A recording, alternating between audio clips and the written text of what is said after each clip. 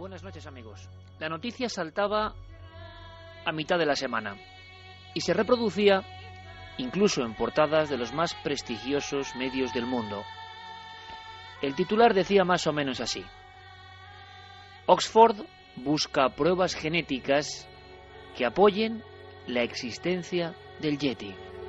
Y seguía la información indicando: un equipo de la Universidad de Oxford y de la Universidad de Lausanne han recurrido a pruebas genéticas para probar la existencia del monstruo conocido como el Yeti.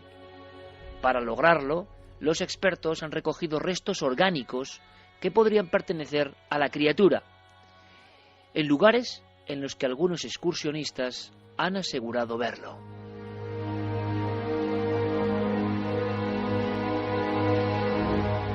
Decía la noticia, reproducida, repito, en los 5 continentes, porque el Yeti, el Sasquatch o el Almas, que iba a ser protagonista, pero quizás sea como el más auténtico, el más aislado, el más salvaje, el menos contaminado, ese al que hay que acotar poco a poco con la curiosidad, viajando hasta uno de los últimos rincones de la Tierra, como ha hecho uno de nuestros equipos, y esta noche trae testimonios vivísimos, fortísimos, auténticos, de la gente que hoy, en un fragmento de la antigua Unión Soviética, asegura que se encontró con el Almas, que además incluso el nombre es como mucho más impactante que Yeti, abominable hombre de las nieves o el que le queréis poner. El Almas sería la criatura, el homínido, el antropoide, el ser antropomórfico, solitario habitualmente, gigantesco, que impresiona, que vaga de algún punto a otro punto que nadie conoce exactamente, y quien afirma que se esconde en las cavernas. Pero lo cierto, el gran salto es que ahora parece que la ciencia se lo toma en serio. La noticia terminaba dejándola en incógnita, además, la cuestión, indicando que de este modo se han realizado nuevas pruebas sobre pruebas ya existentes de anteriores avistamientos, con resultados más fiables debido al avance de las técnicas. Además, añadía la información, se han recogido nuevos restos orgánicos, como pelos, de algunas zonas en las que, según algunos testigos, habita aún hoy la criatura.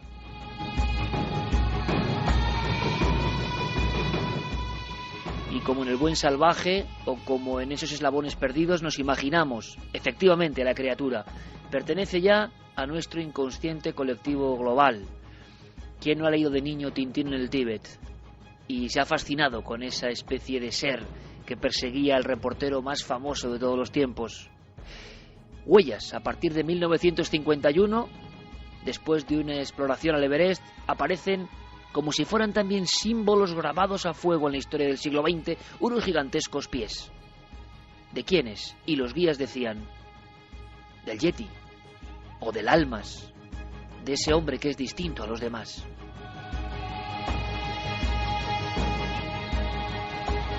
Hasta aquí la noticia, y siempre las diferentes probabilidades y muchos fraudes, muchas historias e investigaciones acabadas en muerte. Este mismo año, esta misma temporada, hablábamos de las pesquisas que terminaron en sangre. El punto final fue la sangre de Jordi Magraner, aquel español que creyó en el Barmanú, en este caso, en algunos de los lugares más remotos de Pakistán. La investigación se truncó con la muerte, degollado, y también de su ayudante en una mísera chabola donde él guardaba información que algunos dicen que se perdió. ¿Y cuál era la información? Dibujos. No había llegado a las pruebas objetivas. Ahora parece que estas universidades tienen en su poder elementos físicos, y esto es una noticia de primer nivel. Hemos querido conocer de primera mano lo que está ocurriendo esta misma semana, qué hay detrás de esa noticia que todo el mundo ha repicado de alguna forma. Javier Sierra ha sido la persona que ha hecho un fenomenal trabajo para llegar hasta los investigadores, las personas concretas que están llevando este proyecto Yeti, proyecto Almas o proyecto Barmanu. Javier, buenas noches, compañero. Muy buenas noches, y además con sorpresa, Iker, porque detrás de la noticia he encontrado unos nombres que son realmente impresionantes. El primero es el de Brian Sykes. Este hombre tiene 65 años, es profesor de genética humana en el Instituto de Medicina Molecular de la Universidad de Oxford, y ha sido el encargado en estos últimos años de examinar genéticamente pues personajes, porque ya lo son, de nuestros temas, como por ejemplo el hombre de Otzi, el famoso hombre congelado en Centro Europa, ¿no? O, por ejemplo, en valorar si esa miríada de personajes que han aparecido en estos últimos años diciendo que son descendientes de los Romanov, lo son o no. De hecho, el nombre de Brian Sykes, el hombre que se ha implicado en esta investigación buscando pruebas científicas del Yeti, es también un personaje que fue el primero en extraer ADN de huesos antiguos allá por los años 80 y hacer las primeras publicaciones en revistas científicas sobre este particular. O sea, Javier, hablamos de una autoridad mundial en ese campo. Pues mira, es casi como si Neil Armstrong mañana anunciara que va a investigar los ovnis, por poner un ejemplo, bueno. o que Einstein quiere investigar casos de teleportación. Ajá. Es decir, es una autoridad del mundo científico que de repente siente interés por estas cuestiones. Y fíjate, lo curioso de este asunto es que siendo él una autoridad mundial, en fin, le faltó tiempo para responder a la llamada de este programa y ponerse a nuestra disposición para explicarnos lo que está ocurriendo. Y mostraba así su fascinación por lo que estaba sucediendo desde que se dio la noticia esta semana de que se había implicado Brian Sykes, nada menos, en la investigación del Yeti. Lo contaba así. El propósito del comunicado de prensa que fue hecho público este martes era invitar a las donaciones de muestras para su análisis. Hemos tenido hasta ahora una muy buena respuesta de los medios, pero también ha habido una reacción muy esperanzadora de personas con materiales. Ahora tenemos que esperar a ver qué nos ofrecen y con mis colegas de Lausanne determinar qué materiales son mejores para su examen. Lo que quiere Brian Sykes es recuperar material que sea analizable genéticamente de esas, en fin, infinitas colecciones que hay en todo el mundo, sobre todo de escaladores que han ido al Everest o a otras regiones donde se supone que se han visto estas criaturas y que se han traído muestras de pelo, de excrementos, en fin, cualquier cosa que se han guardado en un cajón, en una bolsa de plástico, en una vitrina, sin haber hecho un análisis científico, un test genético de lo que pueda haber detrás, y lo que está pidiendo es la colaboración de todas esas personas para que envíen esos materiales a la Universidad de Oxford, donde tienen los medios para la investigación genética probablemente más avanzados de Europa, en fin, lo que equivale casi a decir del mundo, ¿no? Pero, Iker, agárrate. ¿Qué es lo que espera una autoridad como Brian Sykes de una investigación como esta? ¿Qué espera encontrar la ciencia de esas muestras que quieren recopilar de pelos del Yeti o de almas o de Sasquatch o de Bigfoot? Nos lo cuenta también. Una de las teorías sobre las criaturas que han sido descritas por tantos criptozoólogos es que podrían ser, en algunos casos, nuevas especies que no conocíamos o poblaciones reliquia de neandertales que ignorábamos que existieran. En realidad, creo que es poco probable que eso suceda, pero nunca lo sabremos si no buscamos. Hay una segunda razón para hacerlo. Hace poco, en los últimos 2 años, hemos sabido que Homo sapiens y otras especies como la neandertal se interrelacionaron en algún momento del pasado. Así que otro de los aspectos del proyecto es buscar en áreas interesantes, una de ellas España, para ver qué proporción de ADN neandertal hay en ciertas zonas de España. Pero, por supuesto, ustedes tienen muy buenos restos como los de las cuevas de Sidrón y Záhara, y sería interesante ver qué nivel de ADN neandertal queda en la población española de los alrededores comparado con otras regiones.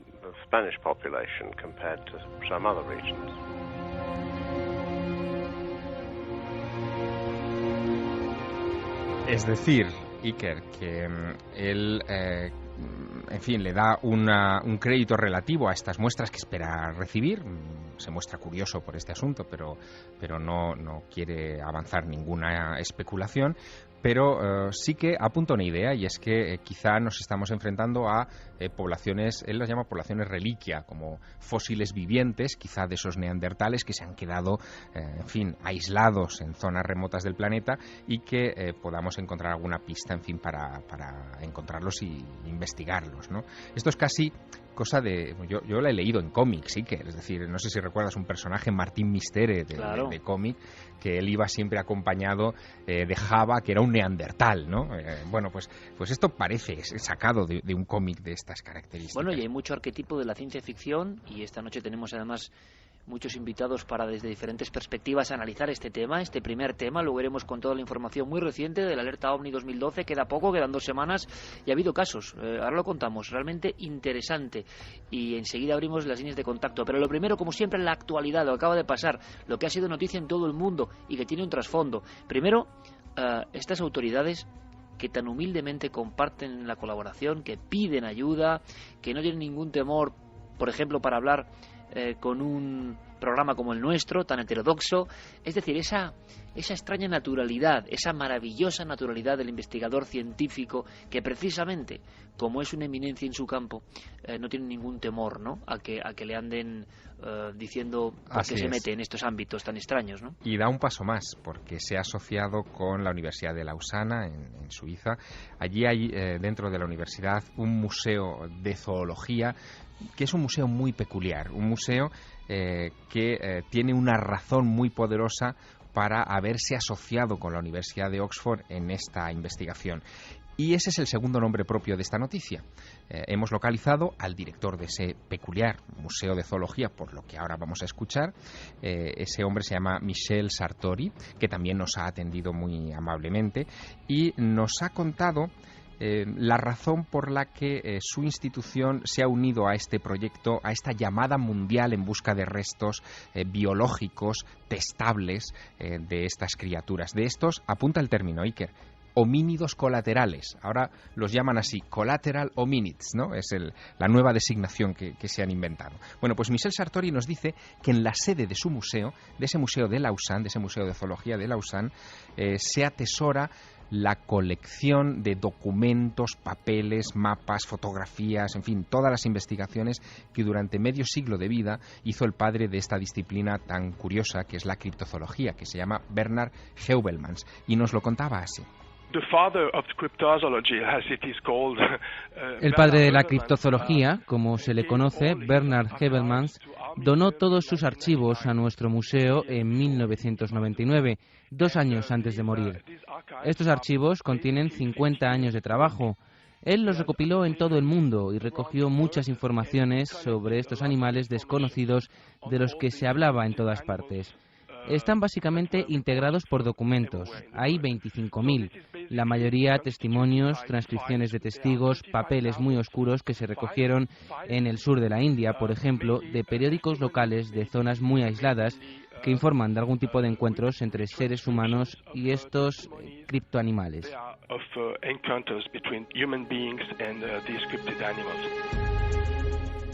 Y ese archivo, Javier, mítico absolutamente, tiene algunas joyas, tiene algunos documentos que no son papel, ni fotografía, ni dibujo, sino pelos, elementos biológicos, y por fin la ciencia va a entrar a fondo a investigarlos. Con el tema precisamente de la genética en plena evolución y con unas posibilidades de desentrañar misterios como nunca ha tenido el hombre, ¿no? Sí, pero hay poco material analizable en el fondo, por eso están haciendo este llamamiento, ¿no? De hecho, hay otros museos en el mundo de criptozoología. Está, por ejemplo, el Museo Internacional de Criptozoología en Portland, en Maine, en fin, que se supone que atesora también al menos 150 muestras de presuntos cabellos del Yeti de la zona del Himalaya y que se van a poner, yo creo que a disposición de Brian Sykes. Aquí lo interesante, el paso interesante, Iker, es que Brian Sykes, eminencia mundial de la genética, no tiene ningún problema en acercarse a un archivo de criptozoología, es decir, de un aficionado a estos temas que no estaba avalado por ningún ente académico, por ninguna universidad, porque cree que puede haber algo interesante que buscar, algo que es analizable desde la perspectiva de la ciencia. Ahora bien, como con los archivos de Heuvelmans no basta, se quieren poner tejidos, muestras biológicas bajo la lupa de la ciencia genética, Michel Sartori hace esta consideración final que quiero que escuches. Todos estos archivos contienen una enorme cantidad de información, pero básicamente no tenemos muestras biológicas, solo papeles y dibujos y fotografías y todo eso. La razón por la que queremos lanzar este proyecto es porque queremos pedir a toda esa gente que tiene tejidos, y sabemos que los hay en todo el mundo, que nos lo envíe a nuestro laboratorio en Oxford, donde los analizaremos y donde probaremos si sus secuencias genéticas pertenecen a criaturas desconocidas. DNA sequences belong to unknown. Los resultados, Iker, de esta investigación, de este llamamiento, los conoceremos pronto. De hecho, se han dado un plazo entre mayo y septiembre, es decir, el verano, para recoger esas muestras que esperan recibir de todo el mundo. De septiembre a noviembre se han dado otro plazo para ponerlas debajo del microscopio y estudiarlas. Y a final de año, casi como regalo de Navidad de este 2012, que va a ser un final de año muy apretado por muchas cosas, van a publicar los resultados en revistas científicas. De inmediato sacamos diferentes conclusiones sobre el comportamiento tan abierto de los científicos de auténtica vanguardia y de primer nivel, con temas tan oscuros, tan repudiados, tan escondidos durante generaciones. Un archivo de miles de referencias. Ahora, habrá pruebas importantes. Dicen, corre el rumor, Javier, como último punto de la noticia, y ahora iremos presentando a nuestros amigos porque vamos a viajar por el mundo y sobre todo vamos a viajar a una zona tremenda, a una zona remota, a una zona llena de misterio y a una zona donde los casos son recientes, con testigos que vais a escuchar, y algunos casos ponen la carne de gallina porque se habla incluso de algún que otro ataque con resultado de muerte. Pero eso vendrá después. Porque se ha comentado, se ha dicho que en ocasiones en lo que se ha podido analizar genéticamente, y yo no sé si ya es alguno de los packs que este equipo de Oxford y Lausanne ha empezado de alguna forma a poner sobre el microscopio, que eran restos humanos, que la mayoría de restos que han llegado por una vía o por otra al laboratorio eran restos humanos. Y eso, claro, también generaba cierto debate, pero desde luego no era nada diferente de la especie humana. Podían ser fraude o confusión. Este es el estado de la cuestión de las pruebas biológicas de este Alma Soyeti hasta ahora, ¿no? Sí, lo que ocurre es que la mayoría de los restos que habían tenido ocasión de supervisar, porque el análisis científico empezará en unas semanas, es que muchas de esas muestras estaban muy contaminadas. También es lógico, es decir, estamos hablando de materiales recogidos durante el último medio siglo, que se han mostrado casi como curiosidad en casi tertulias de café y por lo tanto han sido manoseadas, no se han tratado con el protocolo científico que se debiera, y lo que han aparecido ahí pues son muestras muy humanas. Ahora bien, en el caso de Sykes, este doctor, este genetista que se va a encargar de la investigación, su perspectiva es tan amplia que él, bueno, ya dice abiertamente que tenemos que considerar que en el ADN humano hay mucha mezcla de nuestros predecesores, de esos hombres primitivos, no solamente el cromañón, sino incluso también del neandertal, que hasta un 4% de nuestros genes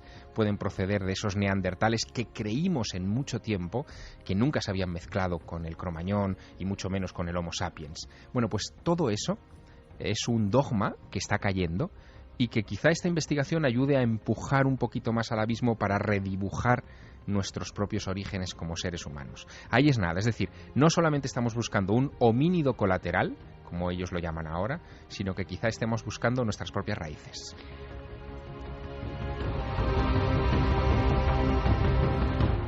Una torre muy sólida, un dogma que se resquebraja porque hace apenas 3 años, yo recuerdo perfectamente la investigación que hicimos para el Salto Infinito, hablar de hibridación entre neandertal y cromañón era poco menos que un tabú, y ahora ya prácticamente se admite, se ha cambiado la balanza. Y no solo eso, recordamos, y tuvimos a Bermúdez de Castro ni más ni menos contándonos la historia, tanto en la radio como en la televisión, la aparición, ¿qué habrá pasado con todo eso?, de una falange en Denisova, en unas cuevas bastante próximas al lugar que luego vamos a visitar, en el Altai, de una especie diferente. Es decir, nuestro pasado está lleno de incógnitas, de huecos, de agujeros negros realmente. Le voy a preguntar enseguida a un buen amigo, zoólogo y explorador, a ver qué le parece, que esté muy atento antes de presentarle a este sonido, a ver qué le suena a él, como si fuese una ficha.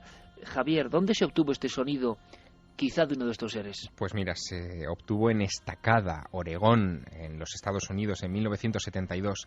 Es el documento sonoro más antiguo que conservamos de lo que se supone que es la llamada o el grito de un Bigfoot. De hecho, fue grabado por un grupo de excursionistas y pertenece este documento a un archivo de más de 1.300 casos inventariados de avistamientos de esta criatura en Oregón y en el noroeste del Pacífico, en los Estados Unidos. Así que sí que estaría muy bien que lo escucháramos con atención. Todos con mucha atención.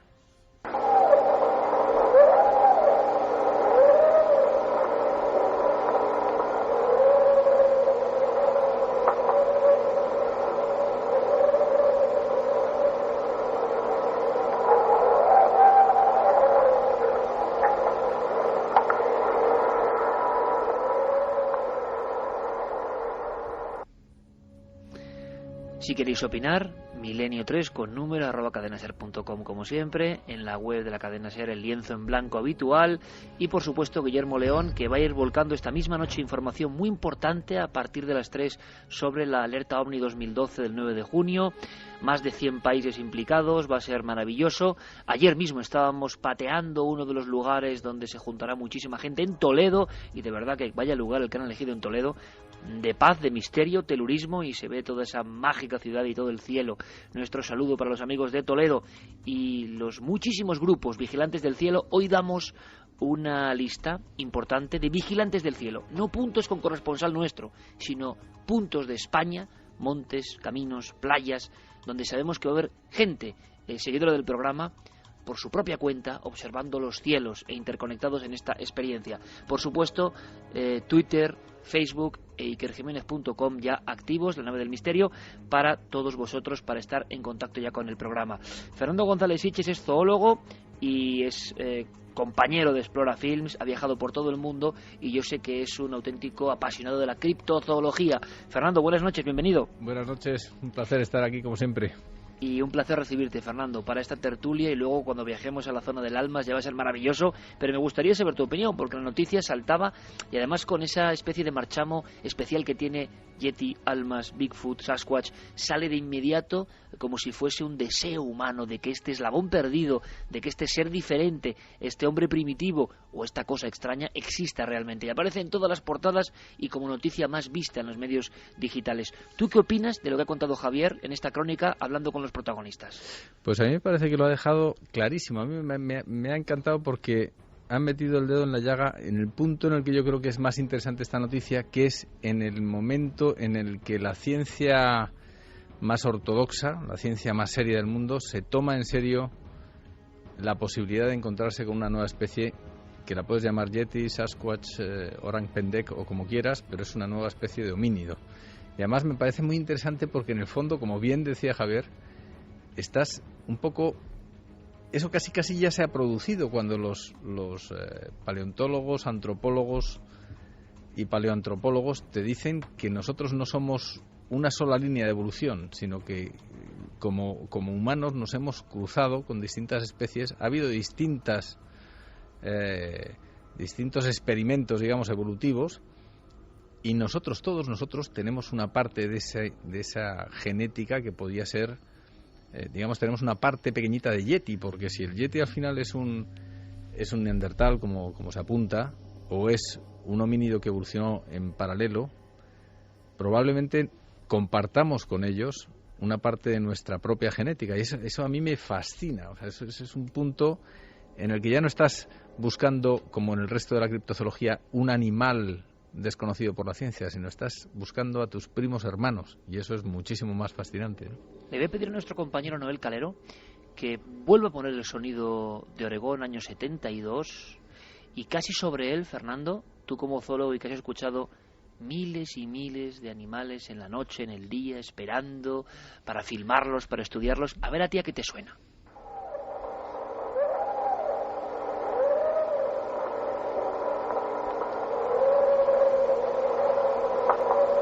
¿Te es familiar, Fernando? Bueno, a mí me trae recuerdos a una mezcla de bastantes cosas. Por un lado, al principio me suena a un primate. He tenido la suerte de oír y de aterrorizarme oyendo por primera vez a los aulladores en lo alto de las pirámides de Tikal, y cuando oyes esos bramidos que te sobrecogen, ¿no? Y luego te enteras que es un pequeño mono muy vistoso, pero que evidentemente no te esperaba esos sonidos. Ese es el primer recuerdo que me trae este sonido. Después no puedo evitar acordarme de ciertas rapaces nocturnas que tienen también este ulular que llega del bosque y que te quieras que no, por la noche cuando estás acampado en el bosque, cuando estás durmiendo en el bosque, casi cualquier sonido más allá de un mosquito te sobresalta, ¿no? Te afecta a todas tus creencias. Nuestra percepción varía de una forma absolutamente, ¿no? Absolutamente. Y luego hay una cosa que está muy clara, que es que si no sabes cómo es la especie, evidentemente está abierto todas las posibilidades del sonido que haga cualquiera que haya estado ya sin salir de España acampado y haya oído por la noche algún jabalí o por ejemplo los zorros cuando están en celo que pegan unos alaridos que parece que están degollando una niña. O sea, es un sonido espeluznante por la noche. Es tal desproporción el sonido con el animal que lo emite que cualquiera se atreva a dar un veredicto sobre un ser que no se sabe cómo es. O sea, el altavoz, Fernando, que tú conoces muy bien del bosque, no digamos de la selva, o de esos grandes impenetrables laberintos de árboles, ¿no? Por ejemplo, en Oregón, y que surja un sonido y que se pueda fragmentar o amplificar. Por tanto, no es ninguna prueba objetiva. De las que hay de estos seres, ¿a ti cuál es la que más te extraña? O si quieres apuntar algo más del sonido. A mí, de todas formas, del sonido me encantaría, si tú coges algún experto, que los hay, porque además realmente en Estados Unidos ahí sí que hay expertos que han seguido al Bigfoot durante mucho tiempo, pero además de esos expertos en Bigfoot, cogieras a expertos, a zoólogos de la zona del Parque Nacional Olympic, por ejemplo, donde hay registros de huellas, sonidos y de avistamientos de Bigfoot, y les pusieras en coordinación, porque claro, siempre son criptozoólogos o gente afín a la criptozoología, que suelen ser más criptos que zoólogos, entonces los que te aportan ese conocimiento, si eso lo comparas con los zoólogos de allí, sí que nos pueden decir, pues mira, a ti te suena como una rapaz nocturna, aquí están esta y esta y esta, y estos son los sonidos, no tienen nada que ver con este sonido. Aquí hay este tipo de mamíferos que emiten sonidos, no tienen nada que ver. Es decir, por reducción al absurdo, llegarían a un punto muy interesante, que es este sonido aquí no lo produce ninguno de los animales conocidos. Luego, sea Bigfoot o no, detrás hay una especie desconocida, y a partir de ahí es cuando se podría empezar una búsqueda muy seria y sistemática de científicos, de todo lo ortodoxos que se quiera, en busca de quién ha emitido ese sonido, que eso es lo interesante. Fernando, tú incluso en los más importantes centros de divulgación científica de este país, como el Museo de Ciencias y demás, has tenido iniciativas con buenos amigos como Óscar Soriano para hablar de criptozoología. Esto sería como el último clásico. Y ahora vamos a ir, después de las noticias, en busca del almas. Y ya veréis qué casos. Me parece absolutamente increíble, maravilloso y reporterismo de primer nivel. Pero, aunque sea muy brevemente, la criptozoología sigue siendo a día de hoy un tabú, no ha avanzado lo suficiente, o algunos de los casos sí que han pasado esa barrera para ser asimilado por la ciencia, pero los criptozoólogos siguen estando muy mal vistos, ¿no?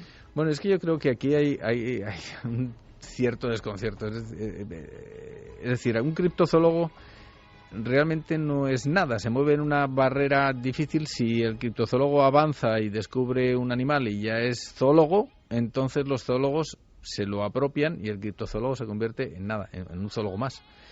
Y en tanto en cuanto sigas buscando un animal desconocido, es un criptozoólogo y no merece la seriedad o el respeto de la mayor parte de ese mundo científico, que digo la mayor parte porque con científicos de pro como nuestro mutuo amigo Óscar Soriano, te das cuenta que cuando alguien es científico y además de mente abierta, que son los que hacen que la ciencia avance, no tienen miedo de meterse en cualquier campo para investigar qué hay de real detrás de algo tan bonito como una leyenda, porque muchas veces llegas a un punto en el que dices, bueno, pues este animal criptoanimal, pues no es nada más que un animal ya conocido, pero con un punto de romanticismo detrás que viene de la historia en sí, de cuando apareció en la historia este animal por primera vez. Bueno, vamos a intentar saber si hay más leyendas, por ejemplo, en el último reducto del Almas. Vamos a viajar a esa zona, al Altai, a la antigua Unión Soviética. Vamos a hacerlo micrófono en mano. Y os aseguro que el viaje es sorprendente. Casos incluso mortales de encuentro con estos seres. Pero ahora, por supuesto, unos segundos después, eso sí, las noticias, como siempre, en la cadena SER, Noticias del Misterio. Comenzamos nuestro repaso semanal por las noticias del misterio en Jerusalén, donde arqueólogos israelíes han hallado un sello de arcilla que es la primera evidencia arqueológica de la existencia de Belén durante el periodo en que aparece enunciada en la Biblia. Se trata de una especie de esfera de arcilla que se usaba para sellar documentos y que tiene la inscripción Bat Lehem. La pieza está datada entre los siglos VII u VIII a.C., por lo que es medio milenio posterior a las cartas de Amarna, una correspondencia en lengua acadia sobre tablillas de arcilla donde aparece mencionada por primera vez Bit Lahim. Según los especialistas, es la primera vez que el nombre de Belén aparece fuera de la Biblia en una inscripción del periodo del primer templo, lo que prueba que Belén era una ciudad en el reino de Judea y posiblemente también en periodos anteriores. El profesor de cristianismo primitivo, Antonio Piñero, nos habla del hallazgo. Teníamos más de 40 alusiones a Belén a lo largo de todo el Antiguo Testamento, pero resulta que muchas de ellas están en un montón de textos sobre David, sobre Salomón y sobre Saúl, que tienen muchísimas dudas para la historia antigua. Que Belén, tan importante para los cristianos, haya sido confirmado de una manera arqueológica, a mí me parece una noticia estupenda. Viajamos hasta Georgia, donde un grupo de arqueólogos ha descubierto 6 esqueletos que datan de hace 1,8 millones de años. Según los estudiosos, este hallazgo amenaza con derribar la teoría de la evolución humana. Los huesos de Georgia, que incluyen cráneos muy bien conservados, pertenecen a una raza de humanos primitivos que medían alrededor de 1,5 metros y sus cerebros eran la mitad que los nuestros. Junto a ellos se encontraron herramientas de piedra y restos de animales y plantas, lo que sugiere que cazaban. El profesor David Lorki Panidze, director del Museo Nacional de Georgia, asegura que África sigue siendo la cuna indiscutible de la humanidad, pero que Georgia pudo haber sido la cuna de los primeros europeos, ya que estos serían los primeros seres humanos que se han encontrado fuera de África. El antropólogo forense Miguel Botella nos da su explicación. En Georgia, en Dimanisi, se encontraron unos restos esqueléticos de cráneo que pertenecen a homínidos que hasta este momento se suponía que no habían salido de África todavía, y lo único que hacen es que demuestran, con una evidencia realmente importante, un nivel de evidencia importante, demuestran que la salida de los homínidos desde África, la migración hacia ocupar nuevas tierras desde el Rift Valley africano, se produjo como mínimo 500.000 años antes de lo que se suponía. Esta semana el Vaticano ha dado a conocer las normas para investigar las visiones, revelaciones y mensajes divinos. El documento, que contiene las claves para el análisis de estos casos, fue aprobado en 1978 por el Papa Pablo VI. Estaba escrito en latín y durante años su contenido estuvo reservado solo a prelados y especialistas.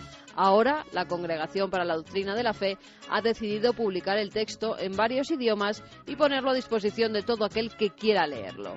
Por ejemplo, el obispo de cada lugar será quien tenga que dilucidar el equilibrio psíquico del vidente, que los mensajes recibidos respondan a una doctrina libre de error o que no haya ningún afán de lucro. Y acabamos mirando al cielo, porque hace unos días en Minnesota cayó una extraña lluvia de una especie de gelatina. Tras una fuerte tormenta, los vecinos se dieron cuenta de que en algunos de sus jardines había unas bolas gelatinosas que en un principio creyeron que eran granizo.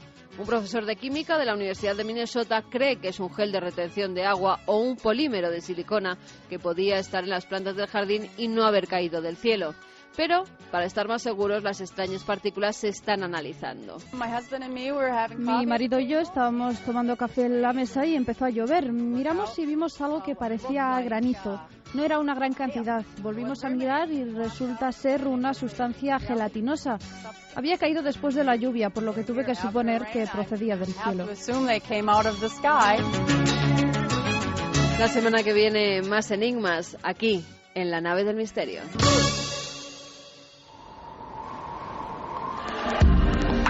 Nunca antes habías estado tan cerca de lo desconocido. Milenio 3. Cadena SER. Un cazador llamado Sadiglar Markitanov, acompañado de un amigo, Adar, salieron de caza y al regresar a su aldea se dieron cuenta de que se habían dejado un hacha en el refugio de cazadores. Adar regresó en busca del objeto y Sadiglar se preocupó por la tardanza del amigo y fue a buscarlo. Cuando entró en el refugio se encontró con una escena terrorífica. Un ser alto y peludo sostenía en sus manos el brazo semidevorado de su amigo. Al lado, en el suelo, yacía la cabeza arrancada de Adar. Rápidamente, Sadiglar agarró un cazo repleto de ácido que empleaba para curtir las pieles y lo arrojó al rostro del monstruo y logró salir corriendo hacia su aldea. Cuando se miró al espejo tenía los pelos completamente blancos. Antonio Sanz, compañero, buenas noches. Buenas noches, Iker. Es una música a la que ya estás acostumbrado porque eres un poco también emisario de ese mundo, que es un mundo simbólico, que es un mundo que va más allá de lo geográfico.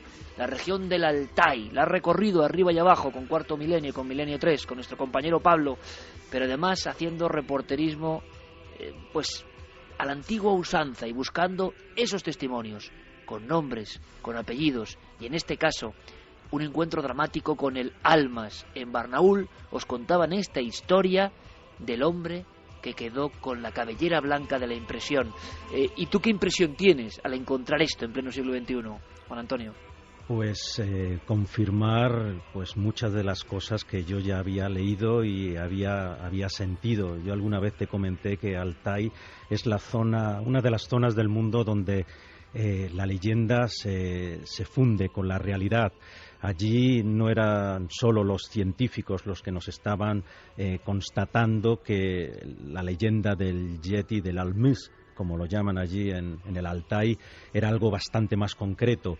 Para los campesinos, para los habitantes de esa zona del sur de Siberia, el tema de los hombres, del abominable hombre de las nieves, del Snezhny Chiloviek, que es como los llaman en ruso, era una cuestión no de fe, sino de realidad. Era lo que les habían contado siempre sus abuelos, lo que les habían contado sus padres y lo que habían visto alguno de ellos.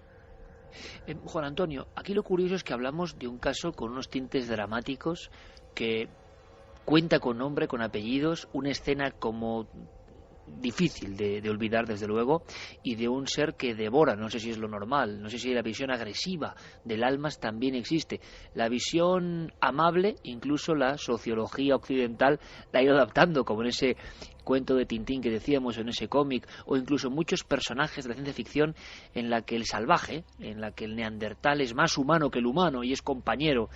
Pero también existe esta otra parte, ¿no? La del ser agresivo, sí, que puede acabar con la vida de otro. Es un caso un tanto extraño, porque cuando hablas con la gente allí, cuando ellos te cuentan que hubo otros tiempos en los que el contacto con los almís, con los almas, era más habitual, te lleva a sorprenderte un poco, pero no es único. Cuando nosotros seguíamos la cuenca del río Iñá, allí algunas personas, recuerdo en el caravanserrayo, porque no se podría llamar de otra forma, la venta, el pequeño lugar para alojarse en Chuyá, nos decían que en algún caso se había producido este tipo de ataque, pero la normalidad era la contraria.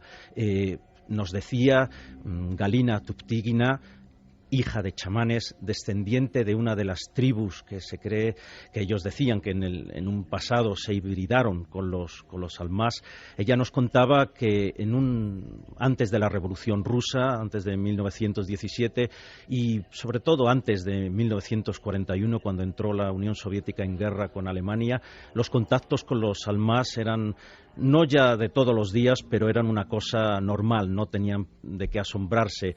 Bajaban de las zonas más montañosas, de las cárcavas, entraban en las aldeas y por gestos los mayores les decían que pedían algunas cosas de intercambio. Este caso que nos contaba Metilina era un poco extraño, pero desde luego lo reflejó la prensa de la época, de hace algunas décadas. Fernando, y ahora enseguida entre todos ampliaremos a un debate e intentaremos sacar también alguna conclusión de qué ocurre y de si el misterio de estas figuras o criaturas son un arquetipo que recorren el mundo estos seres, o hay algo biológico que podrá ser descubierto o que ya es imposible que una criatura de tal calibre escape, ¿no?, de los medios que tiene el hombre moderno para rastrear el mundo. Luego entraremos en eso, si os parece, pero yo quiero poner sobre la mesa los datos que existen. Y Fernando, yo no sé, ¿existe algún primate, alguna criatura en este lugar de la Tierra, y hablamos de zoología, que pueda tener este aspecto de cara a un cazador asustado y que acabe devorando a un compañero? Bueno, que acabe devorando a un compañero, yo creo que eso es una terrible anécdota dentro del mundo Yeti, Almas o Oran Pendek o Bigfoot. Es decir, es una cosa muy extraña. puede pasar, inevitablemente, pues es como el ser humano. Si viniera un extraterrestre y se encuentra con Hannibal Lecter el primer día, pues diría que los humanos devoran a sus congéneres, cuando lo normal es completamente distinto. Yo no creo que sean necesariamente, ni mucho menos, peligrosos, antropófagos. No quiere decir que no pueda haber un yeti, entre comillas, esta especie, un animal, un individuo de esa especie que sea muy peligroso. Y por supuesto yo considero que sí que puede haber todavía en cualquier... Y ya no en el Himalaya, que eso es por supuestísimo que sí, no muchas especies. ¿Crees que sí? Pueden existir desconocidas, que pueden existir todavía especies tan grandes en los bosques de Estados Unidos, a pesar de que todo el mundo se crea que Estados Unidos está milímetro a milímetro ya descubierto e investigado. En los grandes bosques que siguen la trayectoria de las rocosas en la zona oeste de Estados Unidos, hay enormes, inmensas, ingentes cantidades de hectáreas que, además, desde satélite, que es también otra de esas inevitables conclusiones que sacamos, que todo, si tú puedes ver tu casa desde Google Earth, inevitablemente todo se ha descubierto. Pues no, yo he estado, gracias a Dios... Sí, es que ese es el símil, ¿verdad?, que tenemos exacto, mental. O sea, yo es que veo mi casa, es que veo a alguien... Tenemos cartografiado el mundo, por lo tanto ya no quedan lugares para esconderse a estas criaturas, ¿no? Pero luego eso no es así, porque en cuanto hay un árbol que te tapa, por debajo no lo ves. Yo he estado metido en el Congo, intentaba casi de una forma cómica que en casa localizaran dónde estaba, y eso es un mundo gigantesco verde, más extenso que toda la superficie de España, en la que no ves nada. Y toda la costa oeste de Estados Unidos, dentro de que evidentemente está más controlada que la selva del Congo, pero también tiene inmensas superficies cubiertas por esos grandes coníferas que tiene, maravillosas coníferas que tiene el oeste de Estados Unidos. Y además bosques tan cerrados como los del ensoñador Parque Olympic, que es un parque lleno de nieblas, de brumas, de gigantescos árboles. Ahí puede haber todavía de todo. Y de hecho la gente que vive allí y los indígenas te dicen que no solamente existen, sino que es una realidad. Yo he tenido la suerte, no en el Olympic, sino al norte, en los territorios de Jasper y Banff, de encontrarme con algunos indios que me han demostrado algo que yo ya había leído, que es que te enseñan máscaras de sus dioses ancestrales en los que ves claramente que es una talla de un mono, de un antropoide, cuando en todo Estados Unidos no existen, no hay monos, más allá de los seres humanos no hay ningún animal antropomorfo, y sin embargo desde hace siglos tienen tallas y figuras en las que claramente ves unos rasgos humanoides, con lo cual eso no se sabe, algo ha tenido que haber, no sé si seguirá habiendo, pero desde luego ha habido alguna especie ahí anterior existente y que ha venido dejando su impronta en las culturas indígenas desde hace muchos siglos.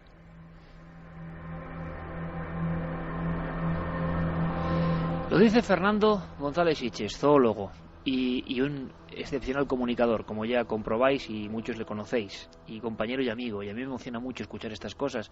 Y además, fijaos, no solo hablamos de esta región que estamos casi, planeando sobre ella, el Altai. Ahora sabremos un poco el relato robot del Almas, nos lo contará Juan Antonio, pero decía Fernando que Estados Unidos, que, hombre, paradigma de lo conocido, de lo cartografiado, y sin embargo existen bosques donde puede ocurrir esto. Creo que Santiago Camacho tenía precisamente información de última hora, de casos recientísimos, para que veamos el impacto de este tema, ¿no?, en Estados Unidos, que esto suena como inconcebible. Santi, es cierto, ¿verdad, compañero? Buenas noches. Es completamente cierto, Iker. De hecho, por alguna razón, este año está siendo tremendamente prolífico en avistamientos de Bigfoot en Estados Unidos. Simplemente te voy a dar una serie de datos solamente de 2012. Avistamientos en Montana. Casi 17 confirmados o 17 reflejados en prensa, y uno más que está simplemente con el testimonio de los protagonistas. Nebraska 14, New Hampshire 2. Estamos hablando de sitios que no son los frecuentes. En los frecuentes, por ejemplo, Ohio 22. Simplemente datos de 2012. Observación siempre de las mismas figuras arquetípicas, que también hay oyentes que pueden pensar si es el mismo fenómeno que estábamos hablando, del que estábamos hablando la semana pasada. El fenómeno... figuras sombrías, oscuras, grandes, que interpretamos como almas o como criaturas biológicas. Igual es otra cosa, no lo sé. El fenómeno, de hecho, sí, siempre tiene las mismas características, aunque, por ejemplo, los testigos, si lo tienen a la suficiente distancia, pueden distinguir bastante bien si se trata de un Bigfoot macho o hembra. También se están empezando a dar avistamientos que suelen ser poco frecuentes, pero que cada vez suceden con mayor asiduidad, de Bigfoots que no son del típico color pardo, sino que son de colores blancos o grisáceos. Y aparte de eso, pues también la cosecha de material gráfico de este año está siendo muy prolífica. Hay un par de filmaciones que están circulando profusamente por internet y decenas de fotografías. Es decir, este año el tema de Bigfoot se ha vuelto absolutamente fuera de control para lo que suele ser habitual en los Estados Unidos. ¿Y tendrá algo de simbólico? ¿Tendrá algo de especial esta reaparición de estos seres? Juan Antonio, ¿podemos hacer una ficha, un retrato robot de lo que se ve en el Altai, de lo que podría ser el Almuz? Pues sí, el Almuz, como nos decía el científico Igor Burtsev, es necesario distinguir varios tipos.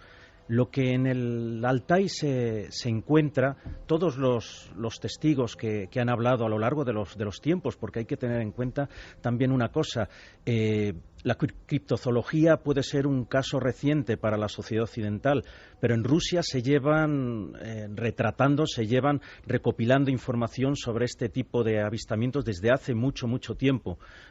Nos contaba Burtsev que en el año 1913 un científico, Havlov, él había recopilado una de las mayores colecciones de fichas y de cosas que les habían contado testigos sobre los Yeti. Desgraciadamente, con la revolución se perdieron estos archivos, o quizá puedan encontrarse en algunos de los numerosos museos de Moscú o San Petersburgo, en algunos de los sótanos. Pues nos contaban que la impresión es que es un ser humano. Lo que hablan las personas que lo han visto, los testimonios que se han recogido, es que es un ser humano con mucho pelo, eso es, pero no es un mono.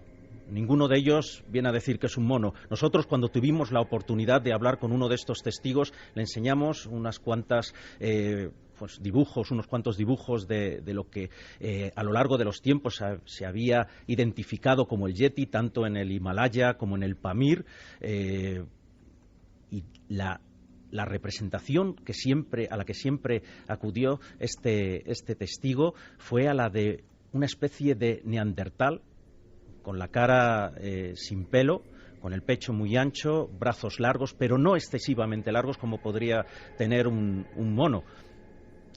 Con la cabeza, eso sí, terminada un poco en cono, y la impresión que nos daban los científicos con los que pudimos hablar es que no solo pudiera ser un neandertal, una hibridación de alguno de estos seres humanos antiguos, sino que pudiera ser un ser humano moderno, pero que por estas vicisitudes de la historia pudo haber quedado a lo largo de los últimos 40.000 años, 30.000, 20.000 años, recogido en uno de estos cañones, en algunos de estos cañones, a lo largo de lo que es también la espina dorsal del Asia Central. Si nosotros empezamos por el Himalaya, podemos subir a través del Pamir, del Tian Shan, del Kunlun, hasta los montes Altai, Sayan, ya encima de Mongolia, y cualquier persona podría recorrer toda esta espina dorsal de Asia sin tener que salir de la montaña y del bosque, y por eso un hábitat perfecto, digamos. Exactamente. Así. Entonces, lo que Burtsev, por ejemplo, que para nosotros es el paradigma de científico que ahora mismo todavía sigue investigando, lo que decía es que no debemos cerrarnos a un solo tipo de descripción, a un solo tipo de ser. Es decir, para él, desde luego, por el tamaño y por los sitios donde se habían recogido estos testimonios, podría haber por lo menos hasta tres clases de Yeti, vamos a darle como nombre genérico, y uno de ellos sería el Almaz, que sería el más cercano a lo que hoy día entendemos como el ser humano moderno.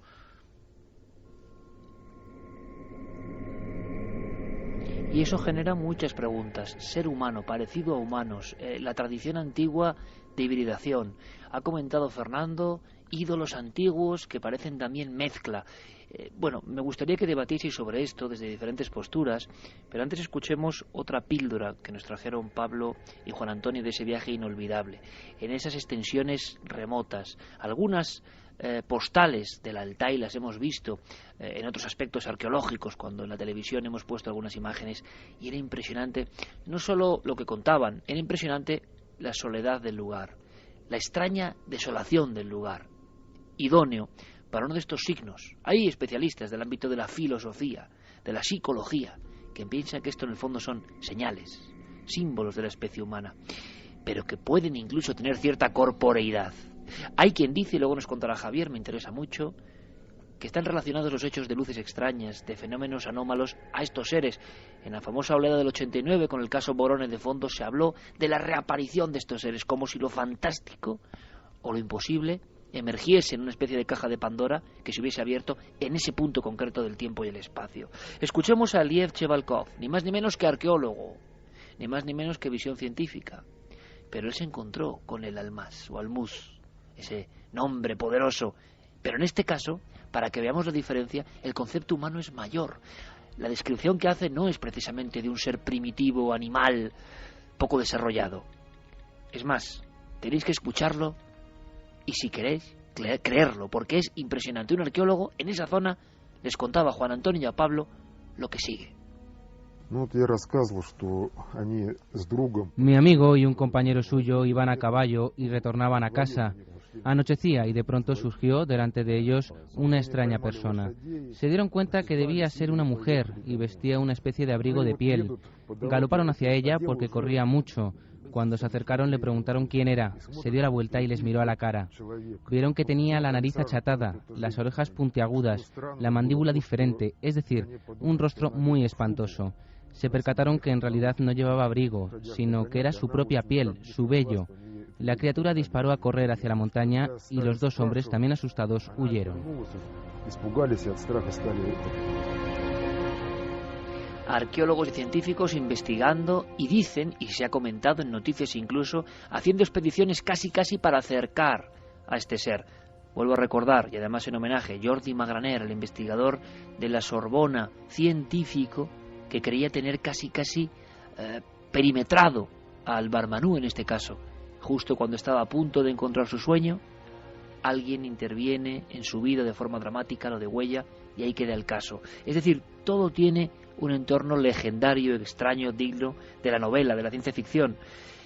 Pero hablan de casos tan concretos los especialistas, han recogido casos tan concretos que sorprende. Compañeros, podemos abrir el debate. ¿Qué significa esto? Estamos hablando de que ese mito de la hibridación que decía Fernando parece que ha quedado especialmente conectado con algunos lugares remotos de la Tierra, que tienen un recuerdo de algo que pasó y que quizá la ciencia nos vaya contando con el paso del tiempo, con las experiencias precisamente genéticas con las que comenzábamos. Te voy a decir una cosa, Iker, que te va a sorprender. ¿Sabes cuál era el dibujo que nuestro principal testigo identificó como el Almís, como lo que había visto hacía 20 años? El mismo dibujo que había hecho Jordi Magraner. Puf. O sea, el mismo dibujo de Jordi antes de morir había servido exactamente para conectar, y él señaló ese dibujo. Señaló ese dibujo. Nosotros le quisimos convencer, bueno, a lo mejor era este otro, que era un poco más peludo, con una mirada más simiesca. No, era el de Jordi Magraner. ¿Qué opináis, Javier, Santi, Fernando? Una pequeña cosa más, un dato más ya para alucinar definitivamente. Sobre esta región trabajó el equipo de Stalin, porque corría el rumor de que esto ocurría, de que esto era verdad, de que esta especie, sea lo que sea, estuviese por ahí. Era una realidad constante. Los informes estaban, y hubo experimentos que entran dentro de lo delirante, pero de los que ha surgido documentación. Santi. Pues sí, porque la verdad es que la documentación es muy reciente, pero es apasionante. En el año 2005, un artículo del periódico New York Times, escrito por el naturalista Clive Wynne, afirmaba que en 1926 un científico soviético llamado Ilya Ivanov había intentado crear un híbrido entre simio y ser humano bajo las órdenes de Joseph Stalin. Stalin había escuchado todas estas historias en su juventud y en su infancia. Había recibido, ya siendo líder supremo soviético, informes de estos avistamientos de estas criaturas. Incluso conocía historias de almas, de criaturas de este tipo que se habían hibridado con humanos. Y llegó a una conclusión: ¿por qué no crear un ejército con estas criaturas, crear un supersoldado? En 1926 el Politburó solicitó a la Academia de Ciencias Soviéticas construir literalmente una máquina viva para la nueva guerra, un ser insensible al dolor e indiferente a la calidad de la comida, que en el Ejército Rojo suponemos que no debía de ser excesivamente buena. Pues bien, el historiador Alexis Pogorelkin ha recuperado documentos de esa década y la verdad es que son absolutamente increíbles. La Academia y el propio Stalin aprobaron fondos para que Ilya Ivanov crease ese híbrido entre hombre y mono para convertirlo en la columna vertebral de un nuevo ejército. Ivanov tenía un historial de éxitos en este campo bastante grande. Habría creado híbridos entre antílope y vaca, ratón rata, conejillo de Indias conejo. Y para empezar, ni más ni menos que intentó la inseminación artificial de hembras de chimpancé con semen humano. En 1926, además, obtuvo la colaboración del Instituto francés, del Instituto Pasteur en Francia, que le dio acceso a unas instalaciones que tenía en Guinea-Conakry para experimentar con esos chimpancés. Aquellos, según los científicos, pues bueno, las ideas no eran del todo descabelladas. Algunas especies de primates son capaces de cruzarse, parece ser, y evidentemente un chimpancé y un ser humano tienen un ADN muy parecido, similar al 99%. Hay evidentemente una imposibilidad, entre otras cosas, porque el número de cromosomas no es el mismo. Pero, desde luego, la idea que tenía era que además un híbrido entre humano y chimpancé podría llegar a ser un buen soldado. Los chimpancés pueden llegar a ser muy belicosos y desde luego son bastante más fuertes que los propios seres humanos. Pues bien, acotando, el experimento de Ivanov en África fue un auténtico fracaso, evidentemente, pero no contento con eso, regresa a la Unión Soviética y decide darle un giro nuevo a su teoría. ¿Cuál era el giro nuevo? Inseminar a una hembra humana con semen de chimpancé. Concretamente, un espécimen que llamaban Tarzán.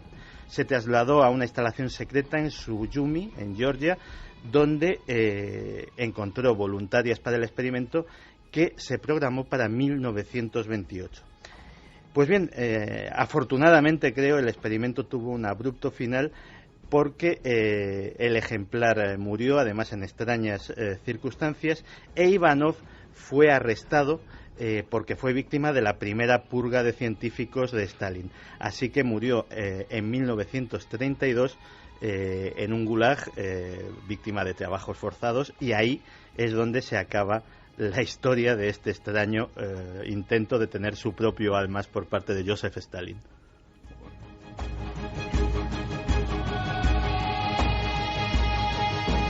Hemos escuchado en este programa historias impresionantes. Hace 10 años, cuando empezamos con esa idea, ¿no?, de contar lo que nadie cuenta, pero siempre nos seguimos sorprendiendo de cosas tan aberrantes por un lado, pero que forman parte de la historia, de ese mito o no.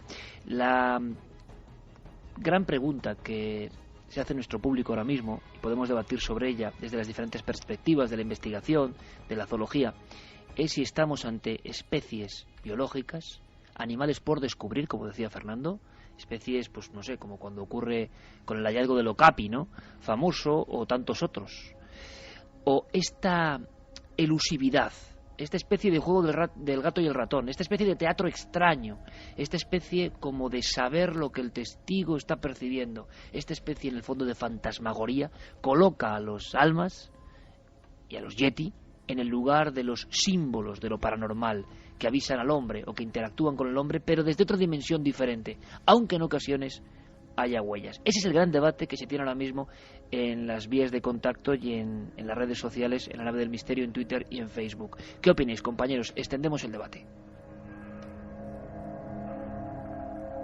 ¿Vosotros estáis más cercanos a pensar en la opción paranormal o en la opción biológica? Pues yo creo que la opción que se impone incluso dentro del mundo, del mundo académico cada vez más, es precisamente la opción biológica, es decir, que se trata de un reducto, de una rama de los homínidos que dieron pie a nuestra especie, que ha estado perdida o que ha sufrido diversas mutaciones en pequeñas comunidades y que han ido sobreviviendo poco a poco hasta nuestros días. La idea no solamente la planteo aquí, sino que incluso la ha planteado en algunas ocasiones Jane Goodall, la famosa primatóloga británica, cuando, en fin, dada su especialidad, le han preguntado en diversas ocasiones por esto. Ella dice que cree que efectivamente tiene que existir una especie o varias no descubiertas de homínidos, y además defiende una postura que la hemos oído respecto a otros muchos temas que abordamos en este programa. Dice que este no es un asunto de creer en él, porque eso es del ámbito de la religión, que lo que hay que hacer es ir a buscar las pruebas. No se trata de algo de fe, sino de algo de investigación, y que en este campo en particular, decía Jane Goodall hace un par de años, los detractores empedernidos son tan peligrosos como los creyentes acérrimos. Podéis debatir libremente, compañeros, porque el público está esperando eso. Yo lanzo la pregunta y la cuestión ante este eterno misterio, precisamente por eso. Juan Antonio, Fernando, Santi, Javier, si es una especie biológica de tal calibre, de tal tamaño, ¿por qué a día de hoy no tenemos un solo ejemplar? A eso me refiero con la elusividad, con la especie de juego. Si es una especie, ¿cómo es posible que se haya escabullido ante los medios que tiene el hombre occidental para atraparlo? Bueno, hay una historia ahí que me gustaría que Juan Antonio nos explicara, porque es muy famosa entre los almás, que es esta historia de Zana. Sí, a ese caso me refería, que en el caso de almas que se habían reproducido con seres humanos. Exacto, porque esta Zana se supone que en torno a 1910, en fin, a principios del siglo pasado, mantiene relaciones con varios campesinos, en fin, de la región que también conoce Juan Antonio. Tienen hijos, tienen nietos, y hay descendientes, se supone que todavía por ahí. Todavía. Pero esto pero los habéis visto vosotros. No, esto ocurrió en el Cáucaso, en Abjasia, que desgraciadamente hace unos pocos años pues salió de nuevo a la luz por los enfrentamientos con los georgianos. Y el suceso ocurrió hacia 1870 o por ahí. A finales del siglo XIX.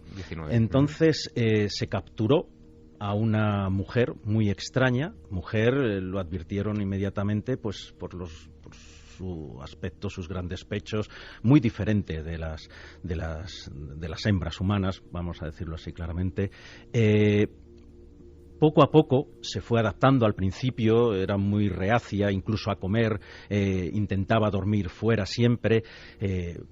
Fue ganándose la confianza, ella fue tomando la confianza, mejor dicho, de las personas con las que estaba en una de las montañas. Abjasia es un lugar del Cáucaso sur, muy, muy agreste.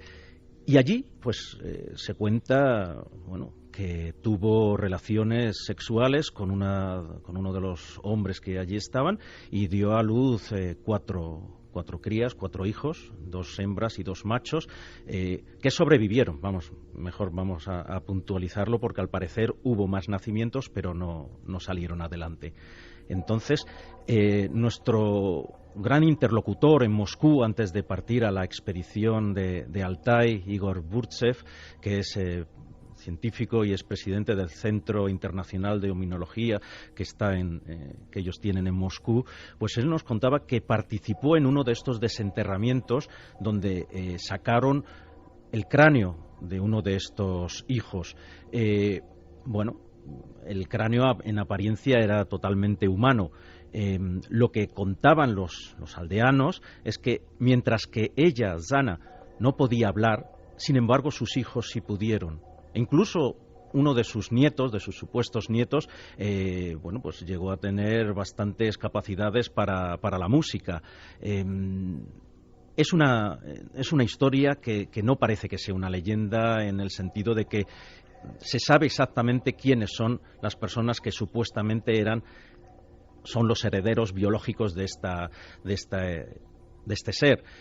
Ahora, nadie dice que Zana pudiera ser un neandertal, que pudiera ser algún tipo de homínido desconocido, o que no pudiera ser algún ser humano tan humano como cualquiera de nosotros, pero porque por algún efecto genético pudiera tener otro aspecto. Bueno, yo creo que aquí se abre entonces una posibilidad, es decir, si estamos hablando de una línea genealógica de 3 generaciones, 4 como máximo, bueno, habría que localizar a los que estén vivos, evidentemente, o alguno de esos cráneos, enviárselos al doctor Brian Sykes inmediatamente. Claro. Bueno, de hecho, un diente de uno de los descendientes de Zana fue analizado en la Universidad de Minnesota.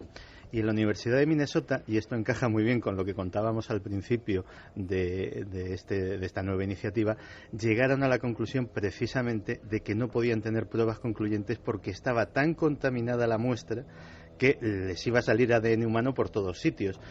Pero ellos justamente en ese diente intentaron perforar para ver si fuera de la superficie encontraban algún tipo de ADN, y en esa muestra en concreto no encontraron nada viable, pero parece ser que efectivamente pues en la zona original deben de quedar muestras viables que podrían ser rápidamente enviadas a ver si con ellas se puede sacar algo. Fernando, ¿cómo es posible desde el punto de vista de la zoología que no haya habido un ejemplar completo? Porque no solo es el almas, en diferentes lugares del mundo, como si fuese, repito, un arquetipo, un símbolo, aparece el gigante oscuro o envuelto en vello o de forma salvaje que se aparece y que da miedo o fascina. Ese es el gran debate, ¿no? ¿Por qué no hay una sola muestra convincente? Yo, Iker, siempre le digo a la gente lo mismo.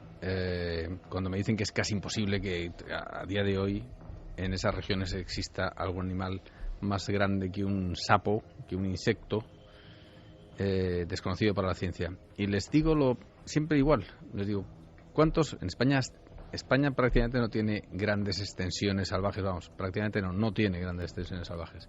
Tiene sí algunas hectáreas, alguna cima, pero siempre está el Seprona, está controlado, hay caminos y demás. ¿Cuántos españoles han visto un oso en libertad?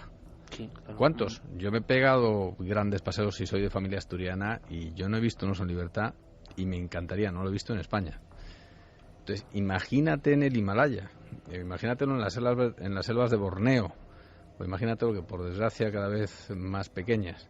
O sea, espacio y posibilidades. La gente piensa que el mundo está mucho más descubierto y mucho más milimetrado y estudiado y controlado de lo que está realmente. Cuando empiezas a viajar te das cuenta que no es así. Y además luego hay otro factor que a mí creo que suma información a todo este tema. Y yo recuerdo haber estado subiendo en las montañas chinas, frontera con el Tíbet, buscando monos dorados, un animal que prácticamente nadie conoce aquí. ¿Mono dorado? Es un mono de nariz respingona, le llaman también, un animal realmente fascinante, muy raro. Te metes por una selva... Casi criptozoológico, Fernando. Bueno, empezó siendo criptozoología, evidentemente. Era una leyenda china en un principio y acabó siendo un mono que descubrió, como siempre, un viajero sacerdote que tiene una historia apasionante detrás, que daría para un programa entero. Pero efectivamente, ya hablaremos de él. Pero lo que sí que es impresionante es que yo recuerdo haber subido por montañas una subida bastante complicada, con muchas nieblas, lloviendo, en un bosque muy cerrado. Yo acabé solo con el guía porque el resto del equipo se retrasó y volvió hacia el campamento base. Seguíamos subiendo y en un momento determinado, detrás de unos matorrales, se puso de pie. En ese momento, la verdad es que no...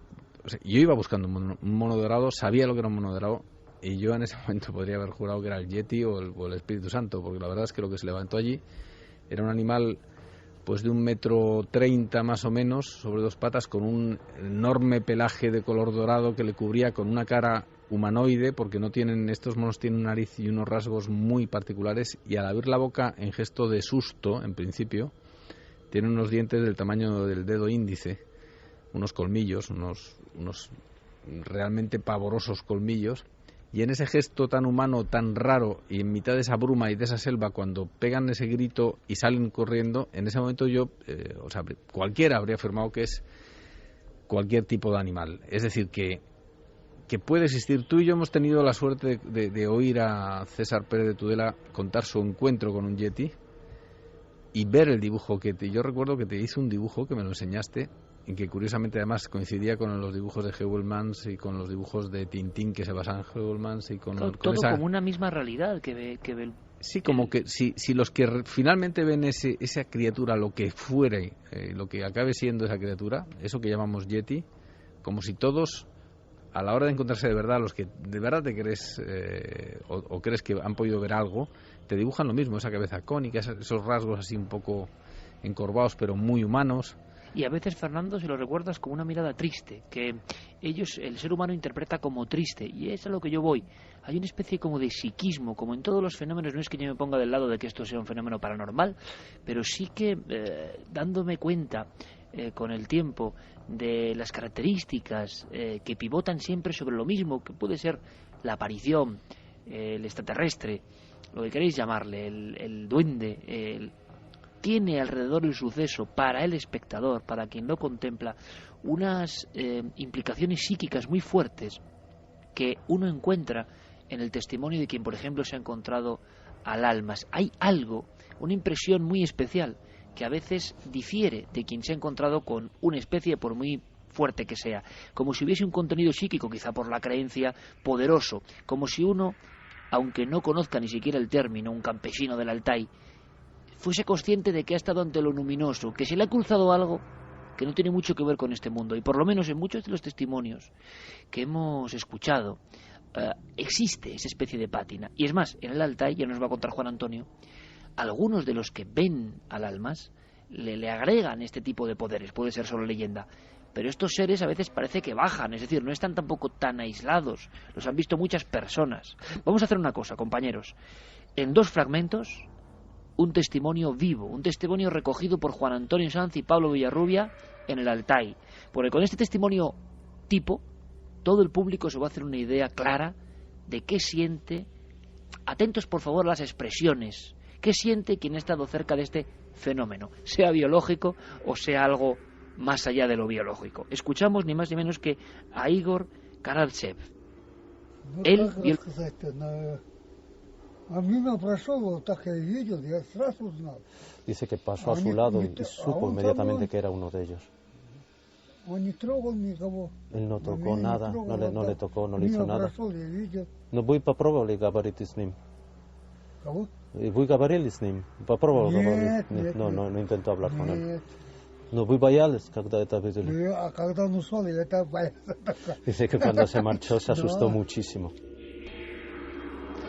Y hay más información. ¿Cómo era ese ser? Juan Antonio, traduciendo directamente el testimonio, en el lugar de los hechos, recoge esta información que creo que a nivel antropológico y etnográfico también de alguna manera es maravillosa, ¿no? Es la forma de vida de esta gente y su interactuar cuando ocurre lo extraño, lo extraordinario. Escuchamos. Las manos muy largas. ¿A как были нога? Нога. Он был раздет, да, только волосы. Такие волосы, но Dice que estaba completamente cubierto de lana, de pelo como lana. ¿Qué color era? ¿A какого цвета? Волосы. Волосы какого цвета? Черный, красный или какой? Похож como el de un oso. El color del pelo. ¿O как он смотрел? Взгляд его.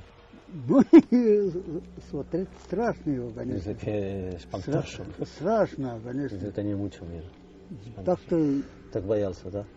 Боялись. Бояться будешь? Ты что, ты такому человеку? ¿Cómo no se puede tener miedo de semejante? Он мимо прошел, он все. Pasó a su lado y ya está. Он не остановился, я не остановился. Dice, él no se detuvo y yo no me detuve. А никому не рассказывал. Dice que no se lo había contado nada. ¿Это первый раз вы рассказывали? Да, первый раз. Es la primera vez que se lo ha contado algo. А что тебе возможно? Juan Antonio, ese hombre era la primera vez que contaba su secreto. ¿Y de qué forma lo contaba? Ninguno se detuvo, él no se detuvo. Y como sí definía, espantoso, ¿no? Como encontrarse con algo... Sí, porque además, eso no aparece ahí traducido, yo le preguntaba que cuál era la mirada de este ser. Y él me dijo, de horror. Era espantoso. Y es muy curioso, porque posiblemente porque nosotros éramos extranjeros, porque él sentía mi acento al hablar el ruso, fue por lo que nos contó. Porque nos relataba también nuestra buena amiga Tuptigina que una una cosa que es común a todos los testimonios, a todos los testigos que han visto, que han relatado un encuentro con un almís, es el miedo a que pueda suceder algo si tú cuentas tu encuentro. Ella nos relataba que otra de las sensaciones que tienen las personas que han podido estar en contacto con uno de estos seres es un malestar físico muy muy fuerte, incluso antes de que ellos se den cuenta de que hay algo detrás de ellos o que está a su lado, como en el caso de nuestro amigo Karandashev.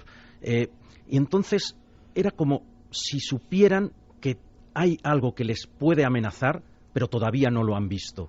Y de ahí yo le preguntaba, la verdad es que intenté pillarle varias veces, haciéndole preguntas un poco comprometidas para ver si nos estaba mintiendo. No me parecía en absoluto, era un señor muy, muy normal, de unos 70 y algo años. Y yo le pregunté si era macho o hembra, y entonces él me contestaba, pero mirándome si yo estuviera loco, pero ¿cómo voy a saber? Yo salí corriendo en cuando me di cuenta de lo que era eso. Es muy curioso porque estos casos siguen ocurriendo, y también en esa región ha habido denuncias y ha habido investigaciones que han intentado llegar más allá, pero siempre de repente el freno, por lo menos oficial, es decir, no sabemos, no tenemos constancia de que se haya atrapado nunca a un almas, que una expedición haya tenido éxito. Lo que sí sabemos, y no es por ser abogado del diablo, pero sí en algunos casos, tanto los nativos agregan capacidades espirituales o capacidades extrañas a estos seres, como si fuesen también algo más allá de lo humano, ¿no, Juan Antonio? Efectivamente, pero sí, perdona que pudiera corregirte, porque sí hay relatos del Ejército Rojo, tanto durante la Guerra Civil, es decir... ¿De haberlos atrapado? De haberlos atrapado, efectivamente, perdón, y de haberlos ejecutado después, de militares que dieron constancia de estos sucesos, no solo en la zona del Altai, sino también en Kemerovo, que está un poco más al norte, y en otras zonas de Siberia, e incluso en el Cáucaso. Sí. En el Cáucaso también se dio el caso, durante la Segunda Guerra Mundial,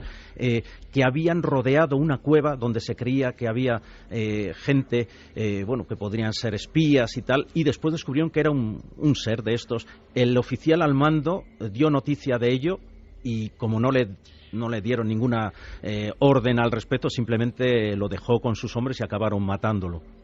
Mira, incluso buceando en hemeroteca, en abril de 1979, el Sunday Telegraph publicaba, una noticia con un titular tremendo. Decía: soldados se comen a un yeti. No estamos hablando de un tabloide, estamos hablando del Sunday Telegraph, y remitía a un suceso antiguo de 1962, descubierto en aquellas fechas del 79 por una revista china, en la que un grupo de militares de la región de Yunnan, cerca de los Himalayas, abatieron y se comieron a una de estas criaturas. Es decir, que hay varios testimonios en esta línea un tanto extraña de captura de estos homínidos colaterales en otros lugares. Es que yo creo que eso es muy interesante, Iker, porque yo creo que le damos una importancia que la gente local no tiene con estos animales. Es decir, que lo mismo que nos pasaba con el Mokelem-B, como con tantos otros críptidos, la gente local es una pieza más de su mundo. Y sí interactúan, y sí le capturan, y sí se lo comen, y sí tienen buenos encuentros, malos encuentros. O sea, para ellos es una pieza habitual y normal. Somos nosotros los que llegamos allí con una expectativa que no se nos cumple, porque generalmente además llevamos el tiempo muy limitado, y además somos terriblemente intrusivos en ese mundo por nuestra forma de hacer y de pensar. Por cierto, para el que pueda creer que estas cosas pues son cuentos o son historias que se van relatando y que llegan a la leyenda urbana, del caso que nos ha dicho Juan Antonio, existe el informe del médico militar que realizó un examen de esa criatura, el doctor Karapetian, que era teniente coronel del Ejército Rojo, y que hizo un informe médico de las características del ser antes de que efectivamente fuese fusilado teóricamente como espía alemán.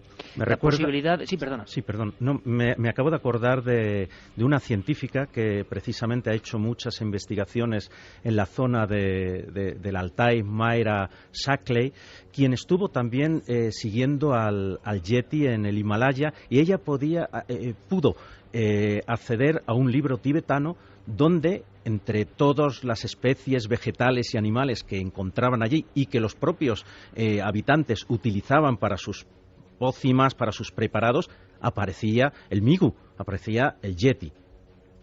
Hay una cosa curiosa, la posibilidad, y se menciona incluso en el teletipo que ha dado la vuelta al mundo, de la investigación entre Oxford y Lausanne, se habla de Neandertal, de posibles remanentes, de eslabones perdidos de alguna forma, que han quedado por ahí. ¿Es posible en la Tierra hoy en día que seres humanos, ramajes de la evolución de alguna forma, creéis, sigan en cuevas, teniendo descendencia? Porque si los testimonios abarcan por lo menos un par de siglos, y se habla mucho de la conexión de estos seres, esto es curioso, por lo menos en el Altai, con las cuevas, ¿no? Su hábitat parecen ser las cuevas. Es más, donde se les ve desaparecer es siempre en algún lugar donde hay un macizo rocoso, donde se sabe que hay algún tipo de cuevas, y la relación en el Altai del Almís con las cuevas es directa. Después, podemos recorrer las leyendas o los testimonios recogidos por algunos viajeros. Por ejemplo, me estoy acordando ahora de Nicolai Roerich, que él, este gran teósofo y pintor que hizo una de las mayores expediciones en los años 20 por todo el Tíbet, la India también estuvo, en Mongolia, en Altai, y él asociaba a los Almís, a los Yeti, como los guardianes de un lugar secreto, de unas cuevas, de un lugar subterráneo, que es esta leyenda. Después nos las encontramos también en la zona del Himalaya. Yo creo además, Iker, que una de las claves sobre esa posible supervivencia la has dado tú al principio del programa, y es ese fragmento de pulgar de meñique, que se encontró en la cueva de Denisova. Está datado, y del que se ha dejado de hablar por completo, Santi, que yo sepa, vamos. Pero está datado, y eso sí que se conoce, en 30.000 años. Un ser que teóricamente no es ni humano ni neandertal. 30.000 años en escala evolutiva es nada, es ayer. Es decir, si existía una tercera especie hace 30.000 años, pues vete tú a saber lo que existirá ahora. Te quiero decir, estamos hablando en una escala evolutiva en que eso es hace unas horas prácticamente. Hubo un rebrote cuando ocurrieron los hechos de Vorónezh. Esos hechos, sin duda, también ahora interpretados desde el simbolismo, claves en un momento en que se resquebrajaba el muro y llegaba por parte de la agencia TASS la información a todo el mundo de lo extraordinario invade el país de los soviets.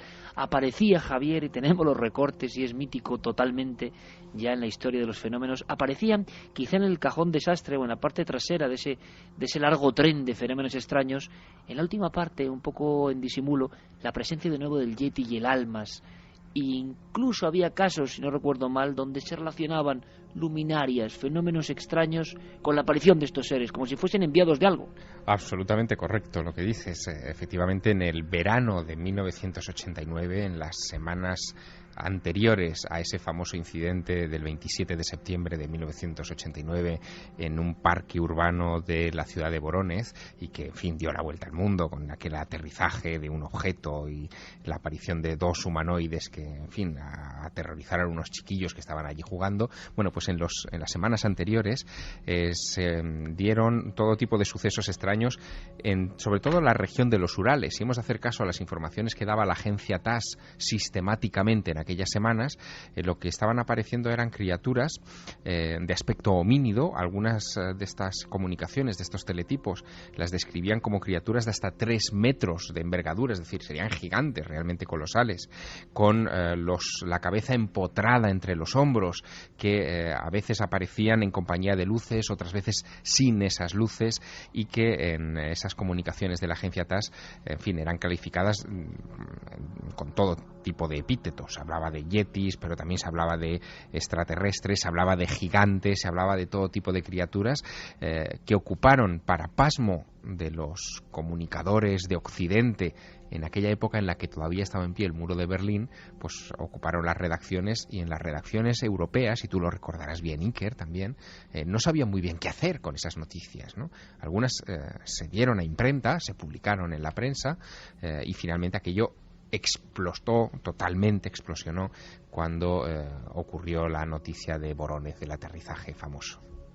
Fernando, como zoólogo y casi como colofón, y casi en un flash, si es posible, da la impresión de que este fenómeno o ser biológico huye del hombre, rechaza al hombre, no quiere tener contacto con el hombre, y quizá por eso la forma de escurrirse casi de entre las manos a pesar de las expediciones científicas de todo tipo. Hoy hemos contado la última. ¿Tienes el sueño? ¿Ocurrirá? ¿Viviremos la noticia de atrapado uno de estos seres casi entre dos mundos? Yo espero de verdad, profundamente, que sí. Y además yo creo que no los vamos a capturar ni en una jaula, ni gracias a Dios, ni con el cadáver, ni nada por el estilo. Lo va a capturar un análisis científico del ADN de alguna muestra que ya se ha capturado. Y eso nos demostrará que hay escondido en las montañas, en los bosques, en las selvas de Borneo, en distintas partes del mundo todavía hay seres, incluso parientes cercanos nuestros, que están esperando a que les encontremos. Qué hermoso final, qué hermoso clip. Comenzábamos con el extraordinario trabajo de Javier Sierra, localizando a los científicos protagonistas de ese teletipo que todo el mundo ha reproducido. Esa posibilidad, la genética, el arma científica, lo más pequeño, para demostrar algo muy grande. Ojalá sea así, en ese sueño del zoólogo que sigue explorando. Y hemos tenido la fortuna de contar además con testimonios sobre el lugar de los hechos, en el terreno, en el mítico Altai. Imágenes que veremos en Cuarto Milenio, qué duda cabe. Es un placer hacer este programa con vosotros. Santi, Javier, Juan Antonio, Fernando, de verdad, gracias por enseñarme cosas. Gracias por abrir esta noche el expediente del Almas. Un abrazo muy fuerte. Un abrazo.